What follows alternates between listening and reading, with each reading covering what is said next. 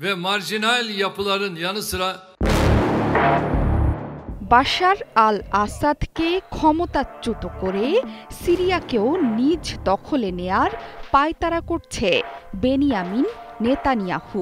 কয়েক মাসের বিরতির পর আবারও সিরিয়ায় হামলে পড়ল তেল আবিব। তবে এবার মিসাইল বা বিমান হামলা নয়, সরাসরি গ্রাউন্ড অপারেশন। শুক্রবার রাতে দক্ষিণ সিরিয়ার বেইত জিন এলাকায় ইসরায়েলি সৈন্যদের গুলিতে অন্তত ১৩ জন বেসামরিক নাগরিকের প্রাণহানি হয়েছে বলে জানিয়েছে সিরিয়ার অন্তর্বর্তী সরকার। এসব হামলার মাধ্যমে কার্যত সিরিয়ার সার্বভৌমত্বের ওপর বারবার আঘাত হানছেন নেতানিয়াহু, যা এই দেশটির ভবিষ্যতের জন্য দিচ্ছে বিপজ্জনক বার্তা। স্থল অভিযানের কথা স্বীকার করেছে তেল আবিব। দেশটির সরকারের দাবি, এক কট্টরপন্থী সশস্ত্র গোষ্ঠীর সঙ্গে লড়াইয়ে ৫ ইসরায়েলি সেনা আহতের পর পাল্টা হামলা চালিয়েছে তারা।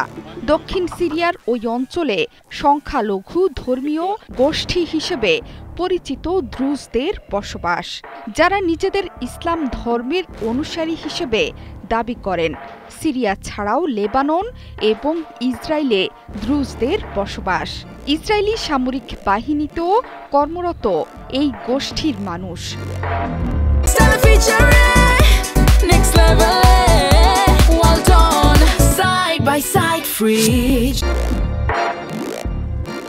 ইসরায়েল পুরো দস্তুর যুদ্ধাপরাধ করেছে বলে ক্ষোভ প্রকাশ করেছে সিরীয় অন্তর্বর্তী সরকার। পররাষ্ট্র মন্ত্রণালয় বলছে, এ ধরনের হামলা এই অঞ্চলের নিরাপত্তা এবং স্থিতিশীলতাকে হুমকিতে ফেলবে।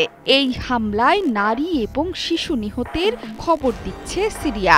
এছাড়া হামলার পর নিজেদের ঘরবাড়ি ছেড়ে পালাতে বাধ্য হয়েছেন বহু মানুষ। বেইত জিনের স্থানীয় কর্মকর্তা ওয়ালিদ আকাশা সাফ জানিয়ে দিয়েছেন, এই গ্রামে সন্ত্রাসী গোষ্ঠীর কোনো অস্তিত্ব নেই। তারা সাধারণ খেটে খাওয়া কৃষক শ্রেণীর মানুষ। জুনেও গ্রাম থেকে ৭ জনকে তুলে নিয়ে গিয়েছিল ইসরায়েলি বাহিনী, যারা আর ফেরেনি। সিরিয়ার সুন্নি ইসলামপন্থী বেদুইন সশস্ত্র বাহিনী গত কয়েক মাস ধরেই দ্রুজদের লক্ষ্য করছে। তাদের রক্ষায় এর আগেও হামলা চালিয়েছে ইসরায়েলি সৈন্যরা। গত বছরের ডিসেম্বরে সিরিয়ায় বাশার আল আসাদের পতনের পরেও সেখানে দফায় দফায় আঘাত হানে ইসরায়েল। গোলান মালভূমির সিরিয়ার দিকে থাকা বাফার জোনের দখল নিয়ে মাউন্ট হেরমনের কাছে পৌঁছে গিয়েছিল ইসরায়েল। সিরিয়ায় হায়াত তাহরির আল শাম দামাস্কাস দখলের পরে সপরিবারে রাশিয়ায় পালিয়ে যান আসাদ। কিন্তু ইসরায়েলের এই বাড়বাড়ন্ত কিছুতেই মেনে নিতে পারছে না তুরস্ক। দ্রুত সিরিয়ায় হামলা বন্ধের দাবি জানিয়েছেন Recep Tayyip Erdogan.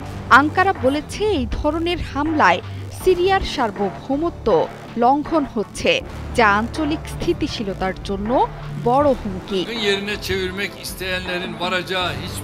Zohra Chowdhury সেতু, ৭১।